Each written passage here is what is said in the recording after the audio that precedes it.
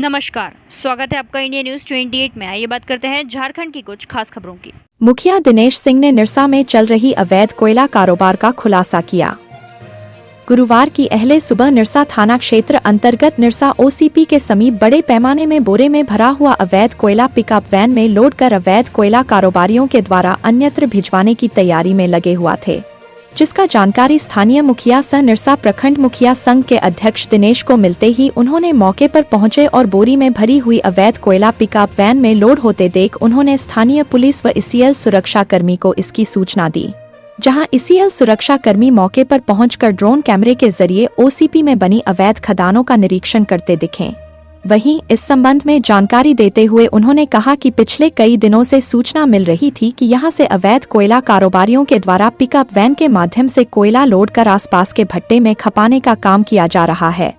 गुरुवार अहले सुबह हम मॉर्निंग वॉक के लिए निकले तो देखे कि बड़े पैमाने में अवैध कोयला बोरी में भरकर पिकअप वैन में लोड किया जा रहा है, जिसे देख मैंने तत्काल स्थानीय पुलिस प्रशासन एवं ईसीएल सुरक्षा कर्मी को इसकी सूचना दिया गया, लेकिन मौके का फायदा उठाकर पिकअप वैन का चालक वहां से गाड़ी लेकर भाग निकले।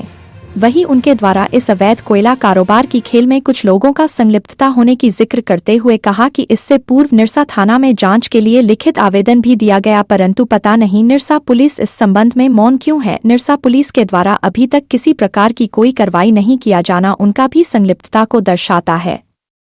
उन्होंने यह भी कहा कि वरीय प्रशासनिक अधिकारी एवं मुख्यमंत्री हेमंत सोरेन से मिलकर लिखित आवेदन दिया जाएगा, चूंकि इन कोयला माफिया का मन इतना बढ़ गया है कि इनके विरोध करने पर खुलेआम गालियां दी और मारने की धमकी देते हैं। इन लोगों से हमें अपने और अपने परिवार का जान का डर बना हुआ है। इन लोगों के द्वारा मेरे साथ कभी भी कोई अप्रिय घटना को अंजाम दिया जा सकता है, जिसकी सारी जिम्मेवारी निरसा पुलिस की होगी।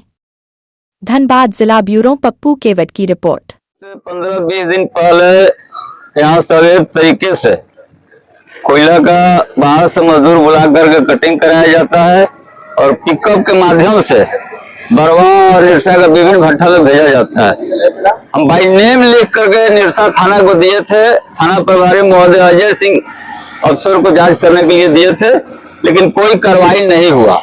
और ये लोग शाम को 6 बजे से लेकर के 9 बजे दिन तक पिकअप लगाता है। जब हम सुबह में मॉर्निंग वॉक में निकले तो देखे कि पिकअप एक लोड होकर के जा रहा है, और आप लोग आने के बाद भी आप लोग खुद देखा कि स्पॉट पे इतना बढ़िया माल रखा हुआ है, और पिकअप आप लोग देखा कि नहीं भाई पत्रकार है, तभी पिकअप लेकर के ऐसा ही लोग कर दिया कि कभी भी उसमें 100-150 आदमी मरेगा। बगल के रूम में भाड़ा पर लेकर के रखता है, सब जानता गरीब गुरबा आदिवासी को बुला करके काम कराता है, पैसा भी नहीं वो लोग को देता है, मारता भी है, सब काम करा करके पैसा नहीं देता और भगा देता है। सब दुख इस बात का है कि थाना प्रभारी को लिखित दिए, लेकिन आज तक कार्रवाई नहीं हुआ। इतना कभी खुलेआम कोयला चोरी हम लोग नहीं देखे थे। क्या कुछ प्रशासन से आपने शिकायत की? प्रशासन को लिखित हम दिए, निरसा थाना प्रभारी को लिखित दिए, अजय सिंह नाम का अफसर को जांच करने के लिए दिए, लेकिन उसमें कोई कार्रवाई नहीं हुई। एक दिन और बुलाए थे और लोग रंगदारी करता है, मेरा पोता को मार दिया। ये लोग कोयला चोरी करेगा और हम लोग का बाल बच्चा को मारेगा, इधर उधर मुंह पर सिगरेट फेंकता है। पोता थाना को इतना पैसा दिया है ना कि मुखिया फुखिया कुछ नहीं करेगा। ये हाल है। हमको तो डर है कि मेरा हत्या नहीं हो जाए।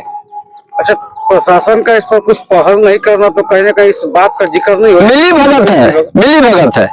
इस बात को एसपी साहब से भी मिले हैं और झारखंड प्रदेश के माननीय मुख्यमंत्री महोदय बलियापुर में आ रहे हैं। हम लिखित लेकर के उनको शिकायत करेंगे कि मेरे जान के ऊपर खतरा है। ये लोग कोयला चोर है, गांजा माफिया है। आर्म सेट में भी अरमान से कुछ दिन पहले जेल गया था, गांजा का भी लोग काम करता है बड़े पैमाने पर। इसका आदमी एक उड़सा में पकड़ाया था, निरसा थाना को भी मालूम है, लेकिन कोई कार्रवाई नहीं हो रहा है। यदि मेरा बाल बच्चा किसी को भी जान माल का यदि नुकसान होता तो इसका जवाब थाना प्रभारी को होगा।